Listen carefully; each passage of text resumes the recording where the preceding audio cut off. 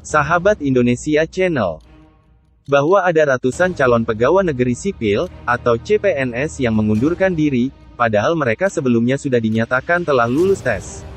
Pihak Badan Kepegawaian Negara, BKN, mengungkapkan alasan ratusan CPNS tersebut memilih mengundurkan diri, sehingga menimbulkan kerugian negara. Menurut Kepala Biro Hukum, Humas, Kerjasama BKN Satya Pratama, ratusan CPNS tersebut memilih mundur karena beberapa hal. Salah satu alasannya, yakni karena mereka kaget saat melihat gaji dan tunjangan per bulan sebagai PNS. Kaget melihat gaji dan tunjangan, ujar Satya saat dikonfirmasi pada Kamis tanggal 26 Mei tahun 2022. Satya menuturkan, mereka yang memilih mengundurkan diri sebagai CPNS sebenarnya sudah lulus, tapi karena merasa gaji yang ditawarkan terlalu kecil, mereka mundur. Satya menilai, ratusan CPNS tersebut merasa tidak selaras dengan ekspektasi mereka sejak awal, sehingga memutuskan mengundurkan diri. Selain persoalan gaji dan tunjangan yang kecil, kata Satya, mereka yang mengundurkan diri karena beralasan kehilangan motivasi. Ada yang mengaku kehilangan motivasi, dan lain-lain, ucapnya. Lebih lanjut, Satya menyayangkan langkah ratusan CPNS yang mengundurkan diri tersebut. Seharusnya, kata dia, mereka mencari informasi terlebih dahulu, mengenai gaji dan tunjangan yang akan didapat, sebelum mendaftar dan mengikuti proses seleksi CPNS. Intinya, nampaknya beberapa tidak mencari informasi cukup, waktu melamar, ucap Satya. Sebelumnya, BKN mengungkapkan ratusan CPNS yang mengundurkan diri tersebut, telah merugikan pemerintah. Pasalnya, formasi instansi yang seharusnya terisi, kini jadi kosong. Selain itu, biaya yang digelontorkan oleh negara, saat CPNS melakukan proses seleksi cukup besar. Akibat merugikan negara, Satya menekankan para CPNS yang mengundurkan diri akan disanksi.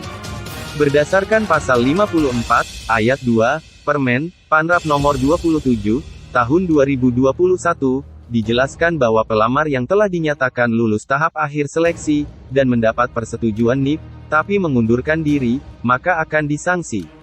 Sanksi yang diberikan yakni, tidak boleh melamar pada penerimaan ASN untuk satu periode berikutnya, tuturnya. Satya memaparkan, beberapa sanksi berupa denda di instansi masing-masing. Bagi pelamar Kementerian Luar Negeri Kemenlu, yang mengundurkan diri, harus membayar sanksi sebesar 50 juta rupiah. Selanjutnya, pelamar Kementerian Perencanaan Pembangunan Nasional Republik Indonesia, yang mengundurkan diri, harus membayar sanksi sebesar 35 juta rupiah. Untuk sanksi, bagi CPNS di Badan Intelijen Negara, BIN, kata Satya, bisa didenda hingga 100 juta rupiah. Dinyatakan lulus kemudian mengundurkan diri, sebesar 25 juta rupiah. Telah diangkat sebagai CPNS kemudian mengundurkan diri, sebesar 50 juta rupiah, ucapnya. Lalu, telah diangkat menjadi CPNS, dan telah mengikuti diklat intelijen tingkat dasar, dan diklat lainnya kemudian mengundurkan diri, sebesar 100 juta rupiah. Berdasarkan data yang diterima dari Satya, ada 105 orang yang mengundurkan diri. Sementara peserta yang lulus CPNS 2021, mencapai 112.514 orang. Kementerian Perhubungan Kemenhub, menjadi instansi yang CPNS-nya menjadi paling banyak mengundurkan diri, yakni 11 orang. Semoga informasi ini bermanfaat. Selalu berhati-hati, waspada dan jaga kesehatan, semoga kita semua dalam lindungan Tuhan Yang Maha Kuasa. Terima kasih telah menonton, dukungan Anda sangat berarti bagi kami. Jangan lupa like, share, komen, subscribe, dan nyalakan lonceng notifikasinya.